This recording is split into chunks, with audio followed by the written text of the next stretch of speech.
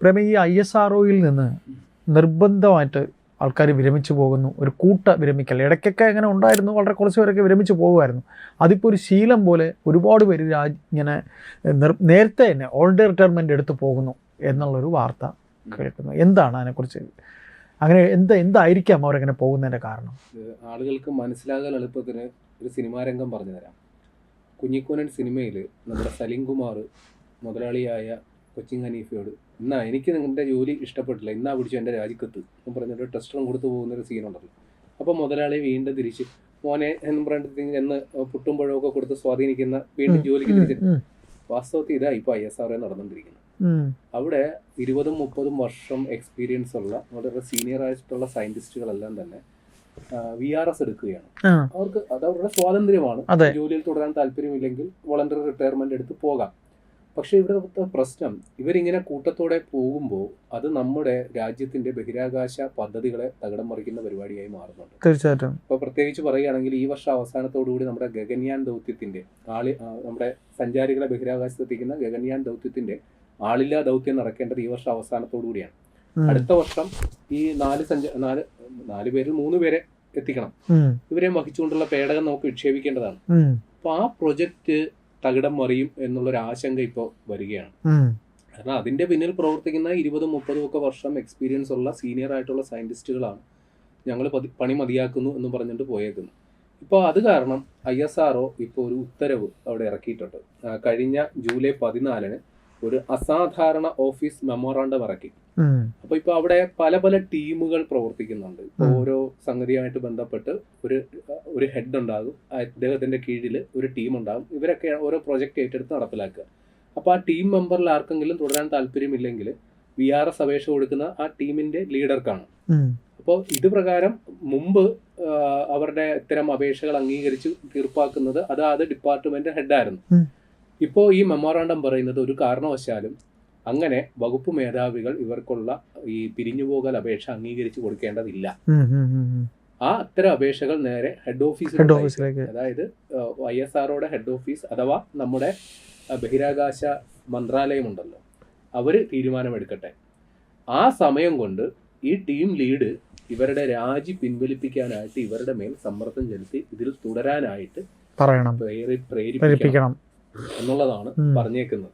അപ്പൊ എന്തുകൊണ്ട് ഇത്രയും ഒരു വലിയൊരു ട്രാക്ക് റെക്കോർഡുള്ള ISROയ്ക്ക് എന്തുകൊണ്ട് ഈ അടിപതറൽ ഉണ്ടായി എന്ന് ചോദിച്ചാൽ അത് ഒരു നയം മാറ്റമാണ് ഇതിന്റെ കാരണം. 2020 നമ്മൾ ഈ ബഹിരാകാശ മേഖലയിൽ സ്വകാര്യ കമ്പനികൾക്ക് അവസരം കൊടുത്തു.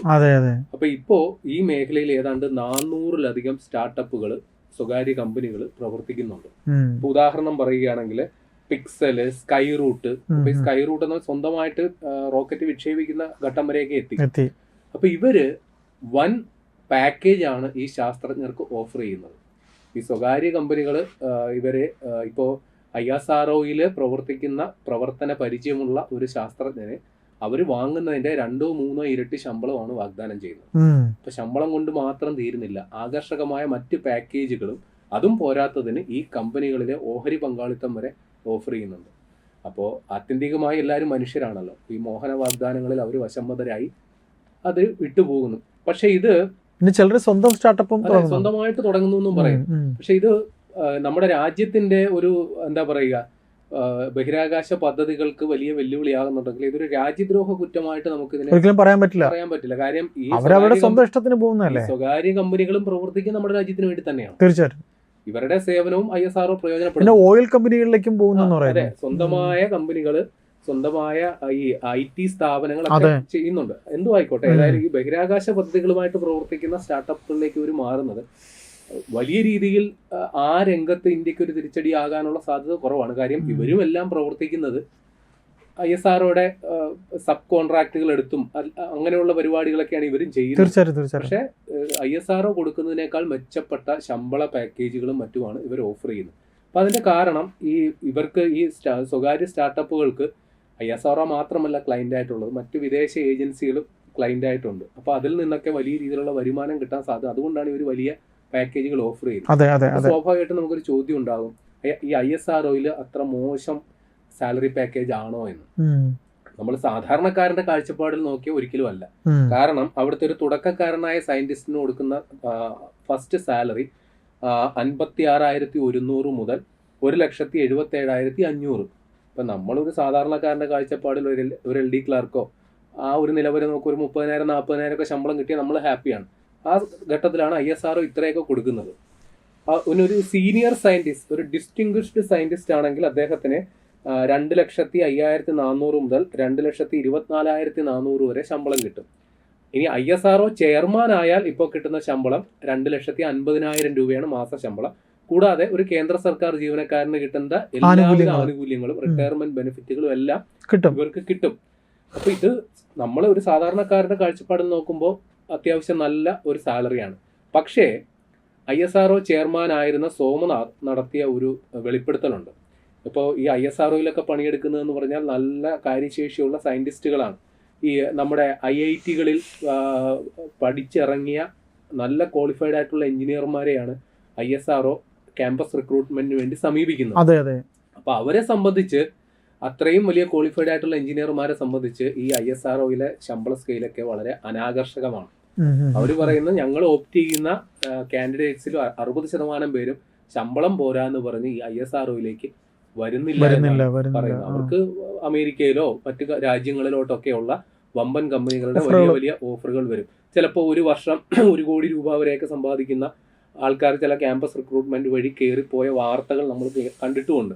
അപ്പോൾ അവരെ സംബന്ധിച്ച് ISRO എന്ന് പറയുന്ന ഒരു അനാകർഷക മേഖലയാണ്. ഏതായാലും നമുക്ക് നിലവിൽ നിരവധിയായ ബഹിരാകാശ പദ്ധതികൾ പെൻഡിങ്ങിലുണ്ട്. അപ്പോൾ അങ്ങനെ വെച്ച് നോക്കുമ്പോൾ ഈ ശാസ്ത്രജ്ഞന്മാരുടെ പിരിഞ്ഞു പോകൽ വലിയ പ്രശ്നമാണ്. ഇപ്പോൾ ഉദാഹരണം പറയുകയാണെങ്കിൽ, ഇപ്പോൾ ഗ്രൂപ്പ് A സയന്റിഫിക് ടെക്നിക്കൽ വിഭാഗം എന്ന് പറയുന്നത് ഏറ്റവും ടോപ്പ് മോസ്റ്റ് ഉള്ളവരാണ്. അവിടെ നിന്ന് വലിയ രീതിയിൽ കൊഴിഞ്ഞു പോകുന്നു. അതേപോലെ ഗഗൻയാൻ പദ്ധതിയെ ബാധിക്കുന്ന തരത്തിൽ കാര്യങ്ങൾ പോകുന്നുണ്ട്. പിന്നെ ഇതില് ഈ ഹ്യൂമൻ സ്പേസ് ഫ്ലൈറ്റ് സെന്റർ എന്ന് പറഞ്ഞൊരു സംഗതിയുണ്ട്. അവിടെ നമ്മുടെ അതേപോലെ ഉപഗ്രഹ വികസന കേന്ദ്രം ബംഗളൂരുവിലെ URSC, അവിടുന്ന് ഏതാണ്ട് 100ഓളം പേർ ഒറ്റയടിക്കാണ് VRS അപേക്ഷ കൊടുത്തത്. അപ്പോൾ ഇത് ഒരു അസാധാരണ സംഗതിയാണ്. അപ്പോൾ ഇതെല്ലാം കൂടി കൂട്ടി വായിച്ചുകൊണ്ടാണ് നമ്മൾ പറയുന്നത് ഇതൊരു വലിയൊരു പ്രശ്നമാണ്. ഇപ്പോൾ സ്റ്റാർട്ടപ്പുകളിലേക്ക് L&T പോലെയുള്ള സ്വകാര്യ കമ്പനികളിലേക്ക് ഒക്കെ പോകുന്നുണ്ട്. അപ്പോൾ ഇനിയും വേറെ ഇത്ര പ്രശ്നങ്ങളുണ്ട്. ഇപ്പം നിലവിൽ അവിടെ നിന്ന് ആൾക്കാർ കൂട്ടത്തോടെ പിരിഞ്ഞു പോകുമ്പോൾ തന്നെയും ഈ ISROയിൽ നിരവധിയായ അവസരങ്ങൾ ഇപ്പോഴും ജീവനക്കാരെ നിയമിക്കാതെയും കിടക്കുന്നുണ്ട്. വന്ന കണക്കുകൾ പ്രകാരം 2,283 ഒഴിവുകളാണ് അവിടെ ഉള്ളത്. അത്രയും പേര് നിയമിക്കാതെയും കിടപ്പുണ്ട്. ആ 2,383-ല് 979 എന്ന് പറയുന്ന സീനിയർ സയന്റിസ്റ്റ് ലെവലിലുള്ള എഞ്ചിനീയർമാരുടെയൊക്കെ ലെവലിലുള്ള കുറെ കൂടി ഉത്തരവാദിത്വമുള്ള പോസ്റ്റുകളാണ്. അപ്പൊ അതും ഇതിനൊരു വെല്ലുവിളിയാണ്. ഇനി ഒരു കാര്യം കൂടി പറഞ്ഞ് നമുക്ക് അവസാനിപ്പിക്കാം. ഇപ്പോ ഈ പറയുന്ന ISROയിൽ വന്ന ആളുകൾ കുറെ കൂടി വരുമാനം പ്രതീക്ഷിച്ചിട്ടാണല്ലോ പോയത്. അപ്പൊ ഇവിടെ ഇപ്പൊ ISRO എടുത്തിരിക്കുന്ന നിലപാട് മുൻകാലങ്ങളിലെ പോലെ രാജ്യസ്നേഹം കൊണ്ടോ ഈ മേഖലയോടുള്ള അതീവ താല്പര്യം കൊണ്ടോ ഈ ISROയിൽ സയന്റിസ്റ്റുകളെ ഇത്തരം എഞ്ചിനീയർമാരെയൊക്കെ പിടിച്ചു നിർത്തുക പാടാണ് എന്നവർ പറയുന്നു. ഇത് ISROയിൽ ജോലി ചെയ്യുക എന്ന് പറയുന്നത് ഒരു തരം രാജ്യസ്നേഹത്തിന്റെ ഭാഗം കൂടിയായിട്ടാണ് പൊതുവെ കണക്കാക്കപ്പെടുന്നത്. പക്ഷെ ആ ഒരു വികാരത്തിൽ ഇപ്പോൾ കാര്യങ്ങൾ നടക്കുന്നില്ല. അപ്പൊ ആ വികാരത്തിൽ കാര്യങ്ങൾ നടന്ന ഒരു സംഗതിയുണ്ട്. അത് ചരിത്രം നോക്കണം. നമ്മുടെ മുൻ രാഷ്ട്രപതിയായിരുന്ന APJ അബ്ദുൽ കലാം, നമുക്കറിയാം നമ്മുടെ തുമ്പയിൽ ആണ് ആദ്യത്തെ റോക്കറ്റ് വിക്ഷേപണമൊക്കെ നടന്നത്. അപ്പൊ അതിന് വേണ്ടിയിട്ടുള്ള ഒരു ടീമിൽ ഉണ്ടായിരുന്ന ആളായിരുന്നു APJ അബ്ദുൽ കലാം. അപ്പൊ അദ്ദേഹത്തിന് ഇതിനു വേണ്ടി സജ്ജമാക്കുന്നതിന് വേണ്ടിയിട്ട് നമ്മൾ അദ്ദേഹത്തെ നാസയിലേക്ക് അയച്ചിരുന്നു. അപ്പൊ അവിടെ വെച്ചാണ് അദ്ദേഹത്തിന്റെ മറ്റു പരിശീലന പരിപാടികളൊക്കെ നടന്നത്. അപ്പൊ അവിടെ ചെന്നപ്പോ ഈ നാസയിലുള്ളവർക്ക് ആളെ മനസ്സിലായി, ഇവനാള് ചെറിയ പുള്ളിയൊന്നും അല്ല. അവർ അദ്ദേഹത്തെ സമീപിച്ചിട്ട് ഒരു ഓഫർ അങ്ങോട്ട് വെച്ചു. നിങ്ങൾക്ക് ഇവിടെ തന്നെ തുടർന്നുകൂടെ, നാസയിൽ തന്നെ തൊഴിൽ തരാം, അത് മാത്രമല്ല നിങ്ങൾക്ക് ഇവിടെ സ്ഥിരതാമസവും റെഡിയാക്കി തരാം. അപ്പോ അമേരിക്കയിൽ തന്നെ സെറ്റിൽ ആകാമായിരുന്നു, ഉയർന്ന ശമ്പളവും കിട്ടുമായിരുന്നു. APJ അബ്ദുൽ കലാം ആ ഓഫർ നിരസിക്കുകയാണ് ചെയ്തത്. അദ്ദേഹം ഇവിടെ വന്നിട്ട് ഇവിടുത്തെ നമ്മുടെ ബഹിരാകാശ പദ്ധതികൾക്ക് തുടക്കം കുറിക്കാൻ നിർണായക സംഭാവന നൽകുകയാണ് ചെയ്തത്. ഇത് APJ അബ്ദുൽ കലാമിന്റെ അനുഭവമാണ്. ഇനി അദ്ദേഹത്തിന്റെ ടീം ലീഡായിരുന്ന വിക്രം സാരാഭായ്, അദ്ദേഹമാണ് നമ്മുടെ ബഹിരാകാശ പദ്ധതികളുടെയൊക്കെ പിതാവ് എന്നറിയപ്പെടുന്നത്. അദ്ദേഹം കേംബ്രിഡ്ജ് യൂണിവേഴ്സിറ്റിയിൽ പഠനം പൂർത്തിയാക്കിയ അതിനുശേഷം അദ്ദേഹത്തിനും ഇതേപോലെ വിദേശ ഓഫർ ഉണ്ടായിരുന്നു. അദ്ദേഹവും അത് വേണ്ടെന്ന് വെച്ചിട്ടാണ് ഇന്ത്യയിലേക്ക് വന്ന് ഇവിടുത്തെ ബഹിരാകാശ പദ്ധതികൾക്ക് ചുക്കാൻ പിടിച്ചത്. ഇതും കണ്ടും കഴിഞ്ഞില്ല. നമ്മുടെ മലയാളിയായ നമ്പി നാരായണൻ അദ്ദേഹത്തിന് US പ്രിസ്റ്റൺ യൂണിവേഴ്സിറ്റിയിൽ പഠനം പൂർത്തിയാക്കിയപ്പോൾ അദ്ദേഹത്തിന് ഇതേപോലെ അമേരിക്കയിൽ നിന്ന് ഓഫർ ഉണ്ടായിരുന്നു അവിടെ തന്നെ തൊഴിൽ കിട്ടാനായിട്ട്. പക്ഷെ അദ്ദേഹം അത് ചെയ്തില്ല. ഇവിടെ വന്നിട്ട് ഈ വികാസ് എഞ്ചിൻ, ലിക്വിഡ് പ്രൊപ്പൽഷൻ എഞ്ചിന്റെ വികസന പരിപാടികളുമായിട്ട് ബന്ധപ്പെട്ട് അദ്ദേഹം സ്വന്തം നാട്ടിൽ സേവനം അനുഷ്ഠിക്കാനാണ് താല്പര്യപ്പെട്ടത്. പിന്നീട് അദ്ദേഹം കേസിൽ കുടുങ്ങി, അദ്ദേഹത്തിന് വ്യക്തിഹത്യ ചെയ്തതൊക്കെ വേറെ കാര്യം. ഇനി ഏറ്റവും ഒടുവിലത്തെ ഉദാഹരണമാണ് ഡോക്ടർ കെ രാധാകൃഷ്ണൻ. അദ്ദേഹം മംഗൾയാൻ ദൗത്യത്തിന്റെ ചുമതലക്കാരനായിരുന്ന കക്ഷിയാണ്. അദ്ദേഹവും ഇതേപോലെ വിദേശ ഓഫറുകളൊക്കെ വേണ്ടെന്ന് വെച്ചിട്ട് രാജ്യത്തിന് വേണ്ടി സേവനം അനുഷ്ഠിച്ച കക്ഷികളാണ്. അപ്പൊ ഇത്തരം മുൻ മാതൃകകൾ നമ്മുടെ മുമ്പിലുണ്ട്. പക്ഷെ പുതിയ തലമുറ ചിന്തിക്കുന്നത് അങ്ങനെയല്ല. അവർക്ക് പരമാവധി പണം ഉണ്ടാക്കണമെന്നോ അല്ലെങ്കിൽ അവരുടെ കുറെ കൂടി മെച്ചപ്പെട്ട കരിയർ ഉണ്ടാക്കണമെന്നോ ഒക്കെ ആഗ്രഹിക്കുന്നു. കുറ്റം പറയാനൊക്കില്ല. ഏതായാലും അത് അവരവരുടെ വ്യക്തിപരമായ തീരുമാനങ്ങൾ. പക്ഷെ നമ്മളെ സംബന്ധിച്ച് നമ്മുടെ രാജ്യത്തെ മൊത്തത്തിൽ കണക്കാക്കുമ്പോൾ ഇത് അത്ര സുഖകരമായ വാർത്തയല്ല. ഏതായാലും ഇക്കാര്യത്തിൽ ISRO ഒരു നിലപാടെടുത്തിട്ടുണ്ട്. ഈ കൂട്ട അവധി അല്ലെങ്കിൽ കൂട്ട പിരിഞ്ഞുപോകൽ തൽക്കാലം അനുവദിക്കുന്നില്ല എന്ന് തന്നെയാണ് മനസ്സിലാക്കുന്നത്. ഇവരെ കൺവിൻസ് ചെയ്ത് ഈ ശാസ്ത്രജ്ഞന്മാരൊക്കെ ഇത്രയും, അതായത് ISROയുടെ ഭാഗമായി അനുഭവ സമ്പത്ത് നേടുക, അവരുടെ കഴിവ് മാത്രമല്ല, അനുഭവ സമ്പത്ത് ഒരു ഘടകമാണല്ലോ. അപ്പോൾ അതും ഒരു പ്രശ്നമാണ്. അപ്പോൾ ഈ പിരിഞ്ഞു പോകുന്നവർക്ക് പറയാനും ന്യായീകരണങ്ങൾ ഒരുപാടുണ്ട്. അവർ പറയുന്നത് ഈ ടീമിലുള്ള ISROയിലുള്ള നിലവിലെ ടീമിലുള്ള പലരുമായിട്ട് അവർക്ക് വലിയ അഭിപ്രായ വ്യത്യാസമുണ്ട്. അവർക്ക് സ്വതന്ത്രമായ പ്രവർത്തന സ്വാതന്ത്ര്യം കിട്ടുന്നില്ല. പിന്നെ പലരും സയന്റിസ്റ്റുകളാണ്. അവർക്ക് ഗവേഷണം നടത്താനായിട്ട് അവരുടെ രീതിയിൽ മുന്നേറാനായിട്ട് കഴിയുന്നില്ല. നടപടിക്രമങ്ങൾ ഒരുപാടുണ്ട്. സർക്കാർ സംവിധാനമായതുകൊണ്ട് പെട്ടെന്നൊന്നും അനുമതി കിട്ടാത്ത പ്രശ്നങ്ങളൊക്കെ ഉണ്ട്. അപ്പൊ ഈ സ്വകാര്യ മേഖലയിലോട്ട് പോകുമ്പോൾ അത്തരം പ്രശ്നങ്ങളില്ല. അവരുടെ ഇഷ്ടത്തിനനുസരിച്ച് പ്രവർത്തിക്കാം, എന്ത് വേണമെങ്കിലും ആകാം. കാര്യം അവരാണ് അവിടുത്തെ രാജാവ്. അപ്പൊ അതൊക്കെ കണ്ടുകൊണ്ടാണ് പലരും പോകുന്നത്. ഏതായാലും നമ്മളെ സംബന്ധിച്ച് പോകുന്ന വഴിക്ക് ഒരുപാട് താമസം എടുക്കും. അതെ, നമ്മളെ സംബന്ധിച്ച് ഈ പൊതുവിൽ ഈ വാർത്ത കേൾക്കുമ്പോൾ വലിയ ആശങ്കയാണ് ഉണ്ടാകുന്നത്. ഒരുപാട് നിരവധി പദ്ധതികളുണ്ട്. ആ പദ്ധതികൾ ഭാഗവാക്കായിട്ടുള്ള ഒരുപാട് അത് പരിഹരിക്കാനായിട്ട് ഒരുപാട് ശ്രമങ്ങളും ഇപ്പൊ നടക്കുന്നുണ്ട്. ഏതായാലും അത് രമ്യമായി പരിഹരിക്കപ്പെടുമെന്ന് തന്നെ തൽക്കാലം പ്രതീക്ഷിക്കാം.